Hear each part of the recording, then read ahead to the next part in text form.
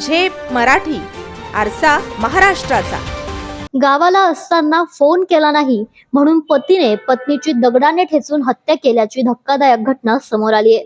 धुळे जिल्ह्यातील शिरपूर तालुक्यात हा प्रकार घडला असून पोलिसांनी आरोपी पतीला अटक केली आहे. ललिता सुनील पावरा असं मृत महिलेचं नाव आहे, तर सुनील सायमल पावरा असं अटकेत असलेल्या पतीचं नाव आहे.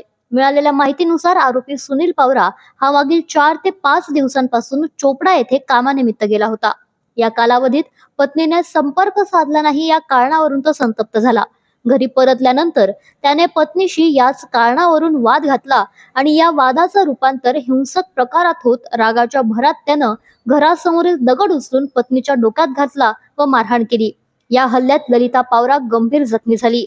घटनेनंतर तिला शिरपूर उपजिल्हा रुग्णालयात दाखल करण्यात आलं, मात्र उपचारापूर्वीच डॉक्टरांनी तिला मृत घोषित केलं. घटनेची माहिती मिळताच शिरपूर तालुका पोलिसांनी घटनास्थळी धाव घेत पंचनामा केला. या प्रकरणी खुनाचा गुन्हा दाखल करण्यात आला असून आरोपी सुनील पावरा याला अटक करण्यात आली आहे. अशाच वेगळ्या आणि ताज्या बातम्यांसाठी पाहत रहा झेप मराठी, आरसा महाराष्ट्राचा. संपादक प्राध्यापक अनिल चव्हाण, धुळे.